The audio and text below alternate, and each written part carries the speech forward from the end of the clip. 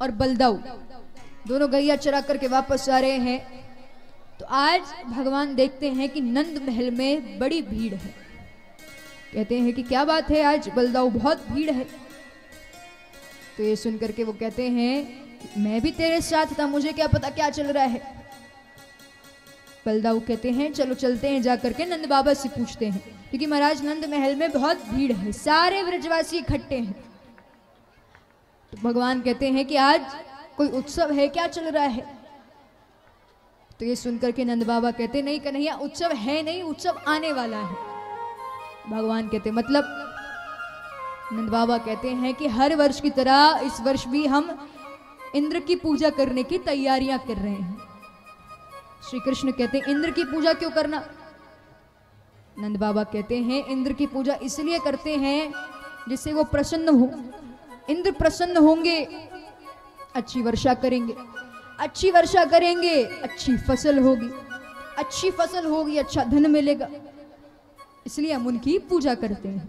भगवान कहते अच्छा एक बात बताओ, जैसे मान लो एक व्यक्ति ने इंद्र की पूजा करी है, दूसरे ने नहीं करी है, तो क्या इंद्र सिर्फ उसी व्यक्ति के खेत में वर्षा करेंगे जिसने पूजा करी हो, या उस दूसरे के खेत में वर्षा नहीं करेंगे। कहते हैं बात तो सही है, वर्षा तो दोनों के खेत में होगी। भगवान कहते हैं इंद्र का काम है वर्षा करना, आपके कर्मों का फल तो मिलेगा, उसमें भगवान भी कुछ नहीं कर सकते। तो जैसा कर्म करोगे फल मिलेगा, इंद्र कुछ नहीं कर सकते इसमें, उनका काम है वर्षा करना, वो करेंगे। यदि पूजा करना ही है तो गोवर्धन पर्वत की करो, पूजा करना ही है तो गौ माता की करो। अरे वो गोवर्धन पर्वत 24 घंटे इस ब्रजमंडल की रक्षा करते हैं, हमारी गौ माता उन पर जाती हैं, अपना भोजन ग्रहण करती हैं। ब्रजवासी कहते मान ले कन्हैया इंद्र नाराज हो गए तो। श्री कृष्ण कहते हैं मैं तो बैठा हूं, चिंता किस बात की है। तो महाराज जैसे तैसे सबको मना लिया है, सब कहते हैं ठीक है। अब इस बार इंद्र की जगह गोवर्धन पर्वत की पूजा करने की तैयारियां हो रही हैं। अब वो निश्चित तिथि आती है, उस पर सारे ब्रजवासी इकट्ठे हैं, श्री कृष्ण है, बलदाऊ है। अब महाराज भगवान से सब कह रहे हैं कि देखो हम तो जानते नहीं गोवर्धन पर्वत की पूजा कैसे करना है, क्या करना है, तो हमें बताओ कि क्या करें, कैसे करें। भगवान कहते हैं सबसे पहले स्नान करो। अब महाराज गोवर्धन पर्वत बड़े विशाल, अब बाल्टी भर भर के पानी लाए तो भी कुछ नहीं हुए। ब्रजवासी थक गए पानी ला ला के, कहते कन्हैया अभी तो इनकी मूछें भी गीली नहीं हुई, अरे ऐसे कितना स्नान कराएंगे। भगवान कहते हैं चिंता मत करो, नेत्र बंद करो और गोवर्धन पर्वत का स्मरण करो। सब स्मरण करते हैं, तब उनमें से मानसी गंगा प्रकट होती है और गोवर्धन पर्वत को स्नान कराती है। महाराज सारे ब्रजवासी कहे चमत्कार हो गया, गोवर्धन पर्वत तो हमारी पूजा स्वीकार कर रहे हैं। कहते कन्हैया और क्या करना है। भगवान कहते हैं कि इनकी 7 कोस की परिक्रमा होती है, वो परिक्रमा और करो तो उससे गोवर्धन पर्वत बड़े प्रसन्न होंगे। कहते हैं ठीक है। अब महाराज सभी मिलकर के वो परिक्रमा कर रहे हैं, सारी गोपियां बड़ी प्रसन्न हैं, मन ही मन गा रही हैं क्या, मैं तो गोवर्धन को जाऊं मारा वीर, नहीं माने मेरो मनवा। तो दोनों हाथ ऊपर करके मीठी मीठी तालियां एक साथ।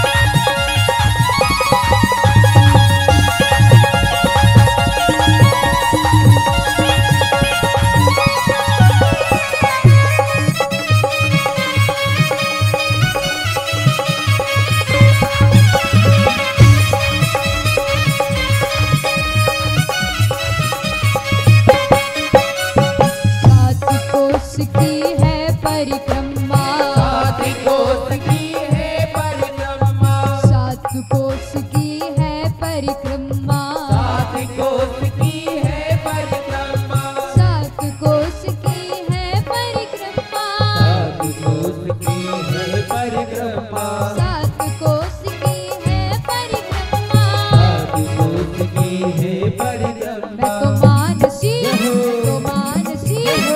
मानसी गंगा नहाऊं भरवी, नहीं माने मेरो मनवा। मैं तो गोवर्धन को जाऊं भरवी, नहीं माने मेरो मनवा।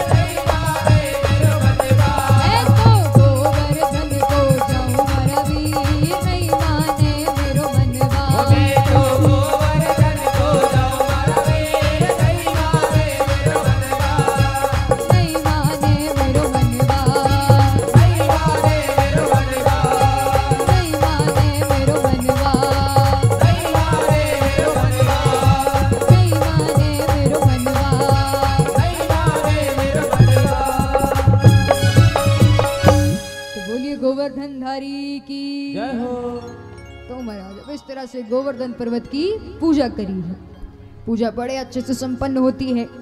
अब कुछ समय बाद इंद्र पूछते हैं मेघों से कि क्या बात है, इस बार ब्रजवासियों ने हमारी पूजा नहीं करी। ब्रजवासी शायद इस बार पूजा करना भूल गए। मेघ कहते नहीं, इस बार उन्होंने एक बालक के कहने पर आपकी पूजा नहीं करते हुए गोवर्धन पर्वत की पूजा करी। अब जैसे ये बात इंद्र ने सुनी, महाराज बड़े क्रोध में आ गए। क्रोध में आकर के कहते हैं कि मेघों को आदेश दिया है कि जाओ, जाकर के ब्रजमंडल में इतना बरसो सारे ब्रजवासी घबरा जाए। महाराज मेघ जाते हैं ब्रजमंडल में, इतना बरस रहे हैं कि बाढ़ आ चुकी है। सारे दौड़े दौड़े कन्हैया के पास है। कन्हैया, जिस चीज का डर था वही हुआ। इंद्र नाराज हो गए। अब क्या करें? भगवान कहते हैं जिनकी पूजा करी है वही रक्षा करेंगे।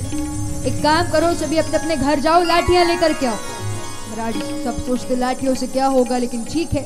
अब सभी जाते हैं, लाठियां लेकर के आते हैं। जैसे ही लाठियां लेकर के आए हैं, अब भगवान कहते हैं सब मेरे साथ चलो गोवर्धन पर्वत की तरफ। कहते हैं सभी इसमें अपनी अपनी लाठियां लगा दो। सोचते हैं इससे क्या गोवर्धन पर्वत उठेगा? भगवान कहते हैं लगाओ तो सही। अब सभी अपनी अपनी लाठियां लगा देते हैं। तब भगवान अपने दाएं हाथ की उंगली पर गोवर्धन पर्वत को धारण कर लेते हैं।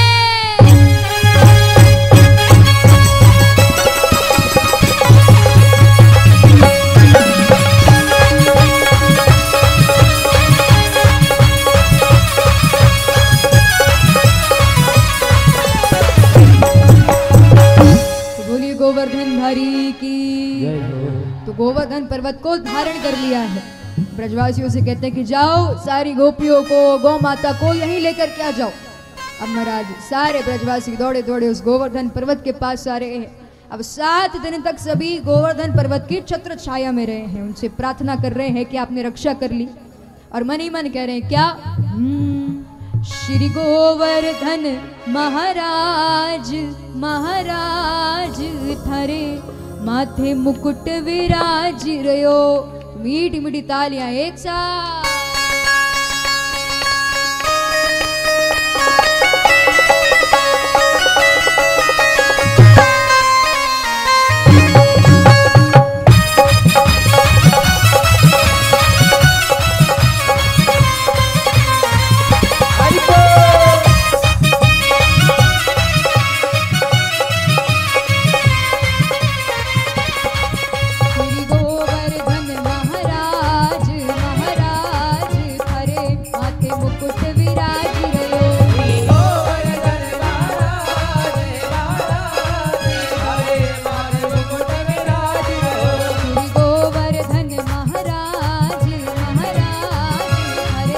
माथे मुकुट विराज रहो। गोवर्धन महाराज महाराज थारे माथे मुकुट विराज रहो। हरि बोल।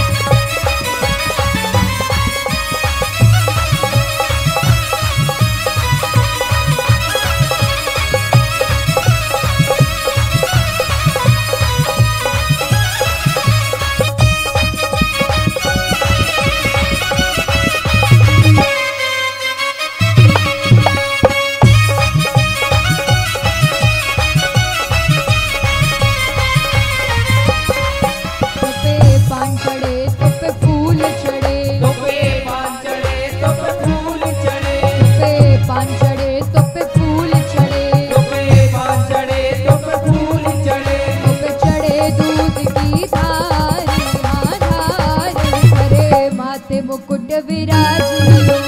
गोवर्धन महाराज महाराज थारे माथे मुकुट विराज रहो।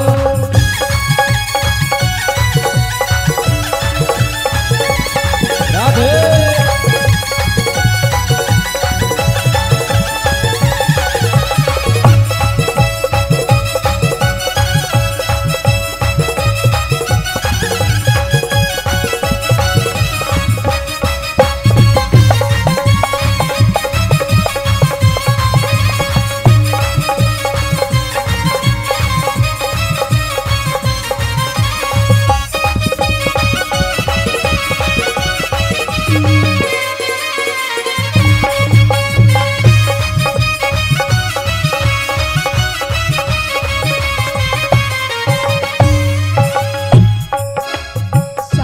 कोस की दे परिक्रमा, सात कोस की है परिक्रमा, सात कोस की है परिक्रमा, सात कोस की है परिक्रमा। और चकलेश्वर विश्राम विश्राम हरे माथे मुकुट विराज रहो। गोवर्धन महाराज महाराज थारे माथे मुकुट विराज रहो। गोवर्धन महाराज महाराज हरे माथे मुकुट विराज रहो। गोवर्धन महाराज महाराज थारे माथे मुकुट विराज रहो। हरे माथे मुकुट विराज रहो। हरे माथे मुकुट विराज रहो। हरे माथे मुकुट विराज रहो। हरे माथे मुकुट विराज रहो। हरे माथे मुकुट विराज रहो। हरे माथे मुकुट विराज रहो। तो बोलिए गोवर्धन धारी की जय हो। तो महाराज इस तरह से भगवान 7 दिन तक 7 रात्रि तक गोवर्धन पर्वत को अपने दाएं हाथ की उंगली पर धारण करते हैं। अब जब गोवर्धन पर्वत रख कर आते हैं तो मैया 56 भोग बनाती हैं। अब भगवान को 56 भोग क्यों लगाए जाते हैं? क्योंकि देखिए 7 दिन तक गोवर्धन पर्वत धारण किया और मैया का नियम था कि दिन में 8 बार भगवान को भोजन कराती थी। तो 7 दिन तक भोजन नहीं किया तो इसलिए वो 7 दिन के भोग इकट्ठे तैयार करती हैं और वो कुल भोग हैं 56। इसलिए भगवान को 56 भोग बड़े प्रिय हैं। जैसे ही गोवर्धन पर्वत रख कर आते हैं तो मैया उन्हें 56 भोग ग्रहण करवाती हैं।